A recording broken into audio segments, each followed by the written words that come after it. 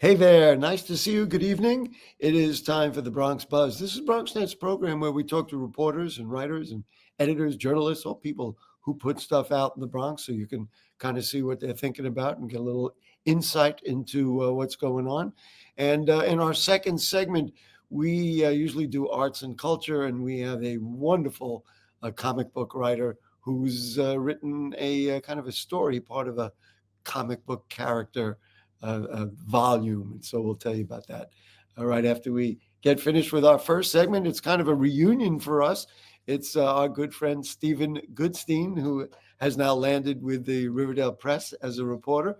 Nice to see you again, Steve. Hey, Gary, thank you so much for having me once Yep. again.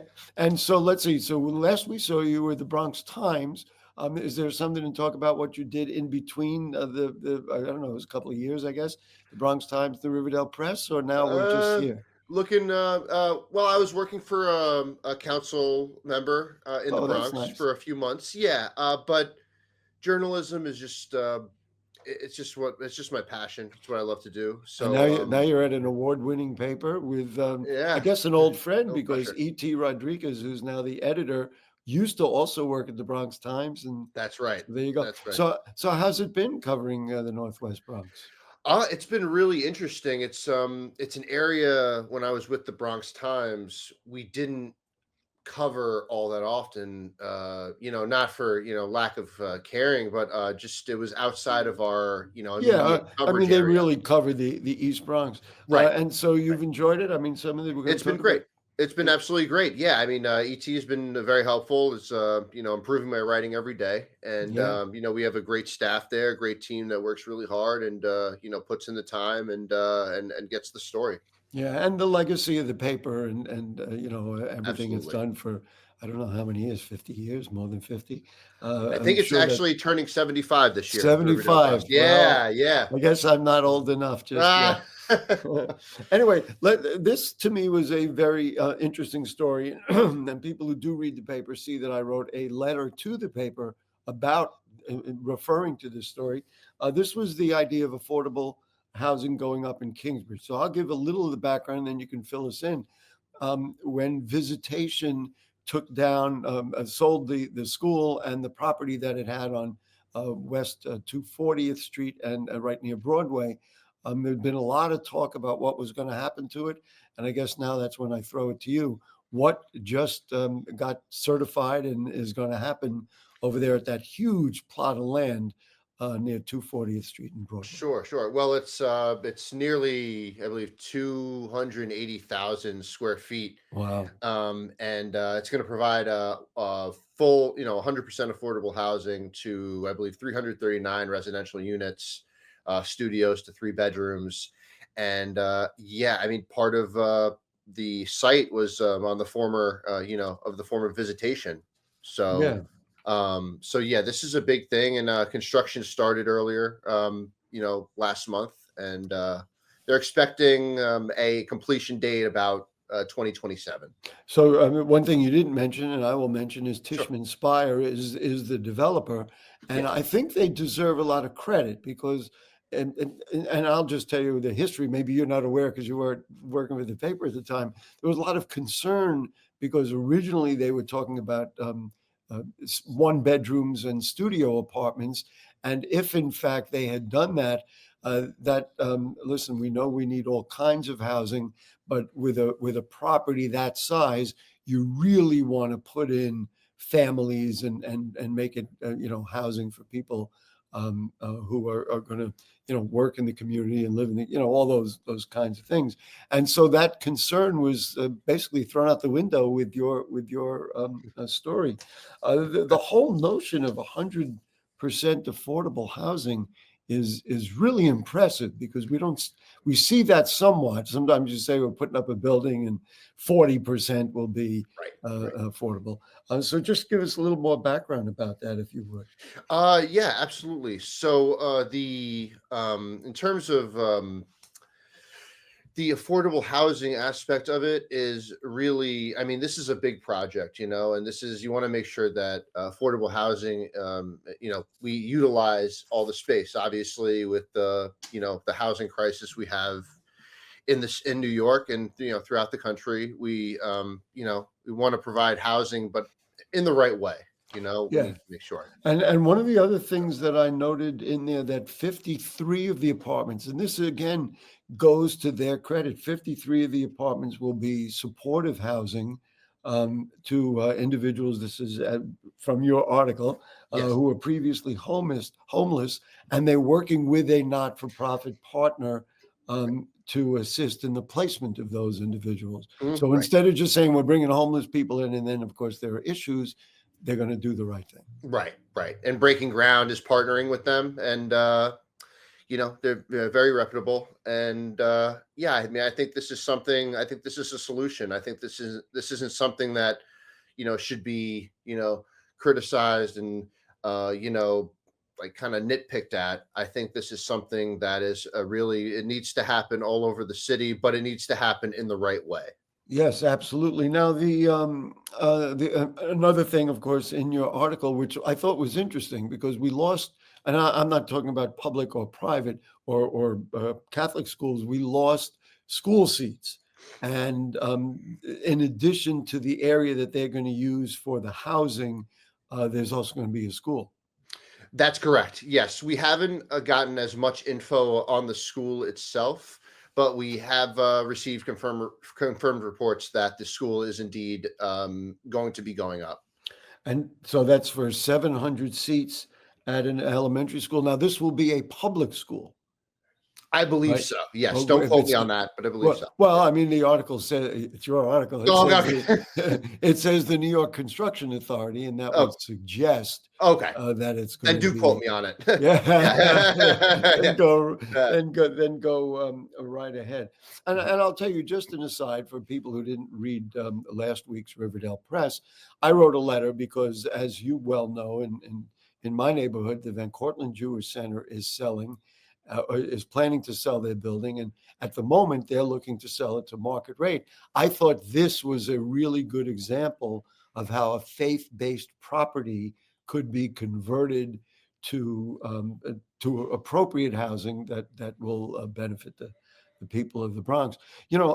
Just as an aside, it's not going to be in your jurisdiction, but let's say, for example, the Archdiocese closed 3 other schools, including All Hallows High School in the Bronx, and there's some question about what are those properties going to be.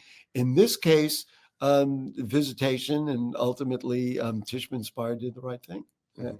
Anything else you want to comment on it? I know there was green construction and all that. It should be a sustainable design. I think all that is healthy stuff. Yeah, absolutely. Yeah, I mean, I think it's positive, and I want to just make this point. I just want to make this point clear, is that these schools have a long and rich history, and education, for youth is obviously is paramount. But if affordable housing is going up, it needs to go up in the right way and under the right circumstances. We're not, the schools need to be there, but housing also needs to be there. It's a very tough, push and pull. Yeah, well, you can't put up housing for families and then not be concerned about the schools and, of course, all Exactly. the other infrastructure needs. Of course, in that area, there's going to be a supermarket coming up on 238th Street, west of Broadway. So those kinds of infrastructure issues seem to be resolved for this project. Of course, we'll check with you as it develops. And we'll see how it goes. Anyway, another development issue that you wrote about. This was the headline was "The Men's Shelter Breaks Ground Despite Community Opposition." Now, this goes to 6661 Broadway, and there's a men's shelter expected to open later this year. What's the concern? What's out there? Well, the concern is that the people that are being admitted to these facilities, thank you, yeah, they're not being checked previously. There's no background checks. There's their sexual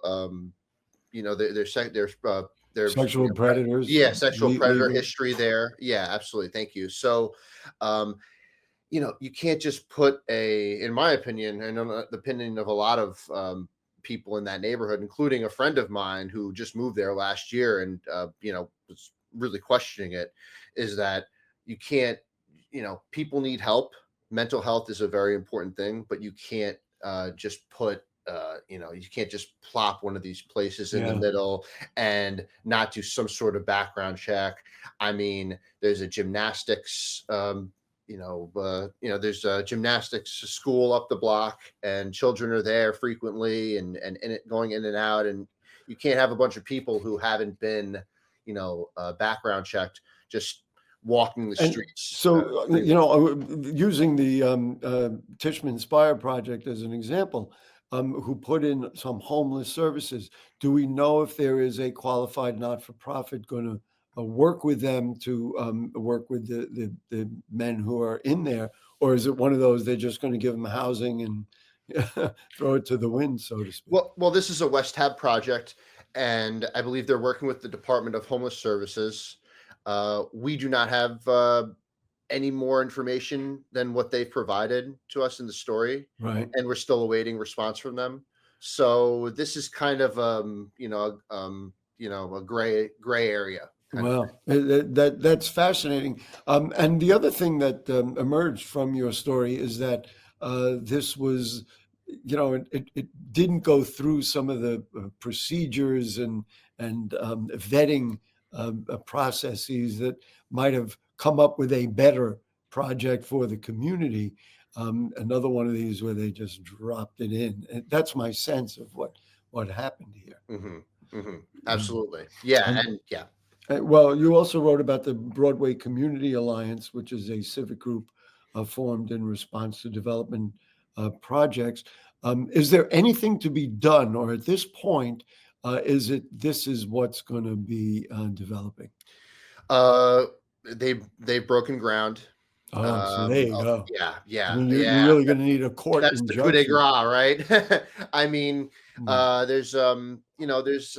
people are upset because there was several businesses there, including a Chinese restaurant that had been there for, I believe, 25 years or so, that had been removed to Uh-huh. make space for this new facility. So that is that in and of itself is problematic, and so as I said, the only thing that would stop it, for example, would be a court order. Anyway, we got about a minute left.